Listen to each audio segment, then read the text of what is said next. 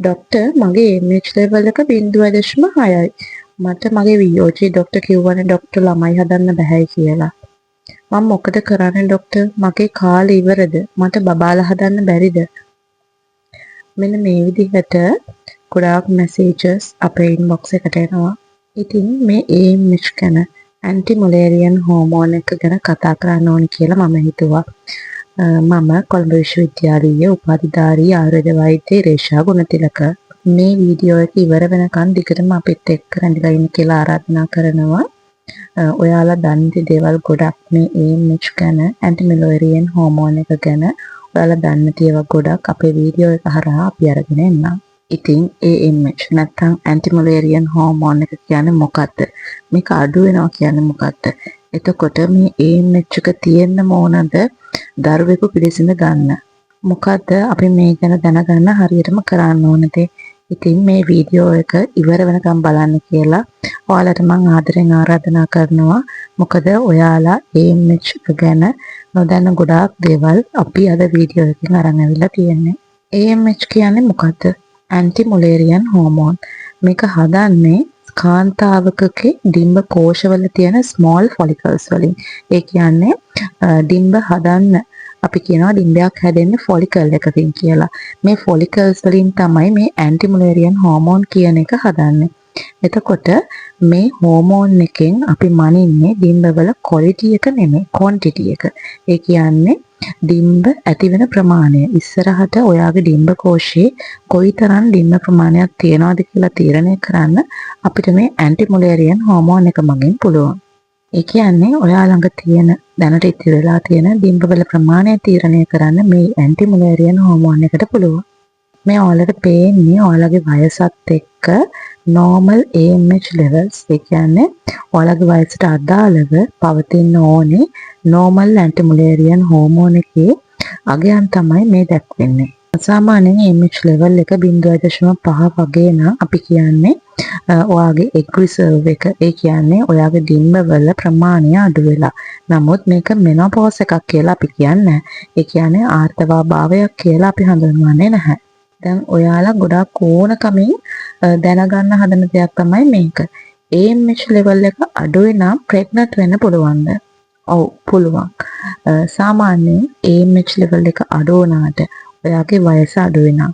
ඔයාට normal විදිහට ovulation වෙනවා නම් ඒ කියන්නේ හරියාකාරව ඩිම්බ මෝචනය වෙනවා නම් එතකොට ඒ පිටවන ඩිම්බ අඩුයි තමයි. නමුත් පිටවන ඩිම්බ හොඳට මෝරලා පිට වෙනවා නම් ඒ වගේම ඔයාට regular periods හදනවා නම් ඒ කියන්නේ හරියට මාසෙන් මාසෙට ඔයාට ආර්තවය සිද්ධ වෙනවා නම් ඒ වගේම ඔයාගේ පැලෝපිය නාල normal නම් ඒ කියන්නේ පැලෝපිය නාලවල blocks නැතුව මේවා ඔක්කොම normal නම් ඒ වගේම fibroid endometriosis වගේ අනිත් දේවල් නැත්තම් ඒ කියන්නේ ඔයාට ඩිම්බ කෝෂවල ඩිම්බ තියෙන ප්‍රමාණය අඩු වුණාට මේ ඩිම්බ හරි විදිහට තියෙනවා නම් normal විදිහට තියෙනවා නම් ඔයාට අනිවාර්යෙන් සංසේචනයකට යාමේ හැකියාවක් තියෙනවා. ඉතින් මෙතෙන්දී ඔයාගේ විතරක් ප්‍රශ්නේ සලකලා බලලා හරියන්නේ නැහැ. ඔයා හිතන්නකෝ ඔයාගේ AMH level එකත් අඩුයි. හැබැයි ඔයාට වෙන කිසිම ප්‍රශ්නයක් නැහැ. ඩිම්බ කෝෂ සහ ගර්භාෂය ආශ්‍රිතව කිසිම ප්‍රශ්නයක් නැහැ. වයසත් අඩුයි. එතකොට regular periods හදනවා. සාමාන්‍ය විදිහට ovulation එක වෙනවා.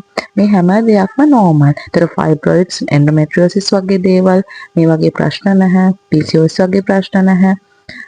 නමුත් ඔයාගේ හස්බන්ඩ්ගේ SFA එකේ ශුක්‍රාණු ප්‍රමාණය අඩු වෙනම් ශුක්‍රාණු වල මොෆොලොජි එක කියන්නේ යාගේ හැඩය වෙනස් නම් යාර පිහිනා යෑමේ හැකියාව අඩුයි නම් ප්‍රමාණය අඩුයි නම් විස්කොසිටි එක වැඩි නම් මෙන්න මේ වගේ seminal fluid analysis එකක් ගත්තාම එයාගේ ශුක්‍රාණු වල තත්වය වෙනස් වෙනවා නම් ඉතින් ඔයාට ඔයාගේ හොඳ ඩිම්බයක් ආවත් එතකොට සංසේචනයකට යාමේ හැකියාවක් නැති වෙනවා.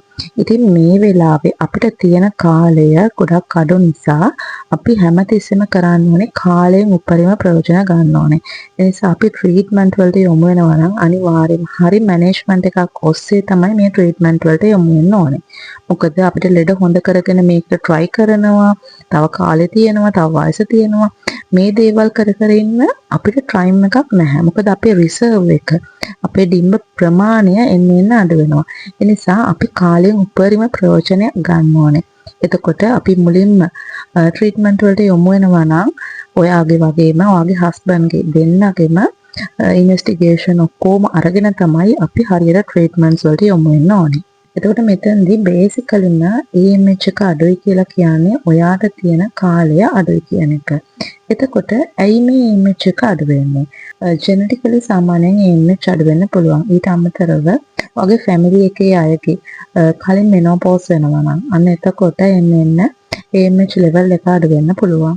මීට අමතරව ස්මෝකින් කරන අයට, එන්ඩෝමෙට්‍රියෝසිස් වගේ දේවල් තියෙන අයට, යුටරයින් සර්ජරිස් වගේ දේවල් වලට ගියපු අයට මෙන්න මේ AMH ලෙවල් එක එන්න අඩු වෙන්න පුළුවන්.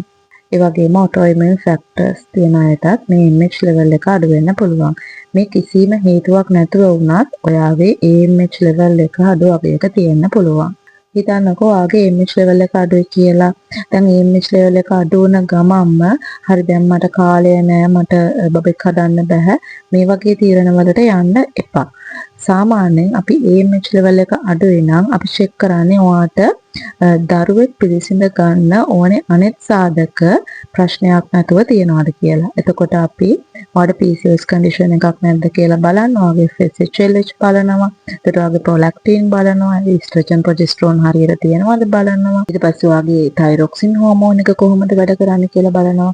ඊට අමතරව හස්බන්ඩ්ගේ SFA පරීක්ෂණයක් මම කලින් කිව්වා වගේ හස්බන්ඩ්ගේ සයිඩ් එකත් හොඳින් තියාගන්න අපි ශුක්‍රාණු පරීක්ෂණයකටත් යොමු කරනවා. අනේකයි මම මෙතනදී කිව්වේ AMH ලෙවල් එක විතරක් බලලා තීරණයකට යන්න එපා කියලා. එතකොට මේ AMH ලෙවල් එක අඩුයි නම් මොනවද ඔයා කරන්න ඕනේ? පුළුවන් තරම් දරු පිළිසිඳ ගැනීමකට ඉක්මනින් යන්න. ඒ කියන්නේ බර්ත් කන්ට්‍රෝල් පාවිච්චි කරලා ඩිලේ කරන්න එපා, පරක්කු කරන්න එපා. ඉක්මනින්ම පුළුවන් තරම් ඉක්මනින් දරු පිළිසිඳ ගැනීමකට යන්න බලන්න. පුළුවන් තරම් ස්වභාවිකව try කරන්න. ඒ වගේම ඔයාගේ බර බැලන්ස් කරගන්න, ස්ට්‍රෙස් එක කන්ට්‍රෝල් කරගන්න, මොනවා හරි රෝග තත්ත්වයක් තියෙනවා නම් ඒ රෝග තත්ත්ව වලට නිසි ප්‍රතිකාර වලට යොමු වෙන්න. හරිම නිවැරදි ෆර්ටිලිටි එවැලුවේෂන් එකක් ගන්න. ඒ කියන්නේ හරි ડોක්ටර් කෙනෙක් ගාවට ගිහිල්ලා, මොකද ඔයාලට කාලේ ගොඩක් මදිනේ. ඒ නිසා හරි ડોක්ටර් කෙනෙක් ගාවට ගිහිල්ලා හරියටම ඔයාගේ ඩිම්බවල ප්‍රමාණය, ඩිම්බකෝෂවල ස්වභාවය, එතකොට යුටරස් එක ඔයාගේ ගර්භාෂය කොහොමද තියෙන්නේ, ඔයාට වෙනත් රෝග තියෙනවද, මෙන්න මේ වගේ දේවල් හරියට ස්ටඩි කරලා ඔයා ට්‍රීට්මන්ට්ස් වලට යොමු වෙලා පරක්කු වෙන්නේ නැතුව, තවත් පරක්කු කරන්නේ නැතුව පුළුවන් තරම් ඉක්මනට දරුවෙක් හදාගන්න, දරුපැටියෙක් හදාගන්න උත්සාහ කරන්න. ගොඩක් වෙලාවට ලෝ AMH එකක් කියපු ගමන් ගොඩාක් අය දැන් හරි, දැන් මගේ කාලේ ඉවරයි, දැන් මට දරුවෙක් හදන්න බෑ, ඉතින් මේ වගේ ස්ට්‍රෙස් වෙනවා. එහෙම නෙමෙයි. ඔයාලා හරියට මේක මැනේජ් කරගෙන ඔයාට ස්වභාවික දරු පිළිසිඳ ගැනීමට යන්න පුළුවන්. මේකට හිතට හයිය ගන්න ඕනේ.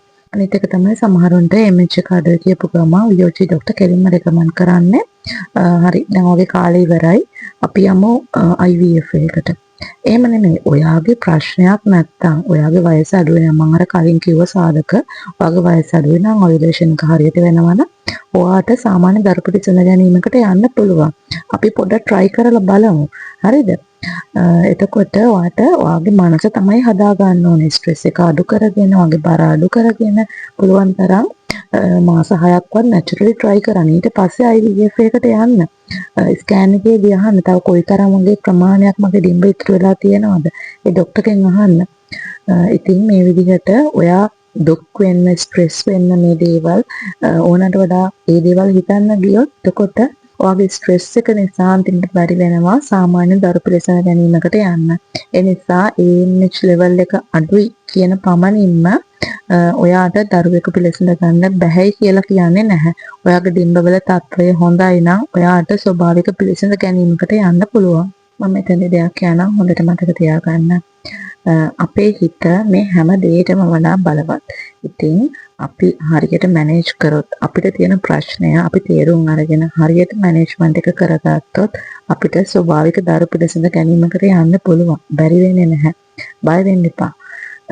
ඉතින් කෙලින්ම ඔයාට මේ ප්‍රශ්න තියෙනවා කියපු ගමන් IVF එකට ගියොත් එහෙම ඔයා හිතන්නකෝ ඔයාගේ ගර්භාෂය ආශ්‍රිත වෙනත් රෝග තත්ත්ව තිබ්බා කියලා. එතකොට ගොඩක් දුරට මේ IVF එක සාර්ථක වෙන ප්‍රවණතාවයත් අඩු වෙනවා. එතකොට ඔයාගේ කාලය තවත් එන්න අඩු වෙනවා.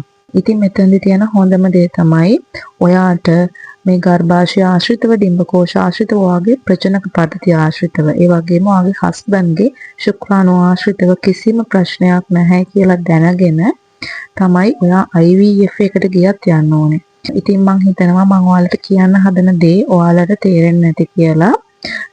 ඉතින් ස්වභාවිකව try කරන්න පුළුවන් ඔයාට කිසිම ප්‍රශ්නයක් මම කලින් වීඩියෝ එකේ සඳහන් කරා වගේ ඔයාට කිසිම ප්‍රශ්නයක් නැත්නම් ඔයාගේ ඔය තියෙන ඩිම්බ ටිකෙන්ම ඔයාට ස්වභාවික දරු පිළිසඳ ගැනීමකට යන්න පුළුවන්.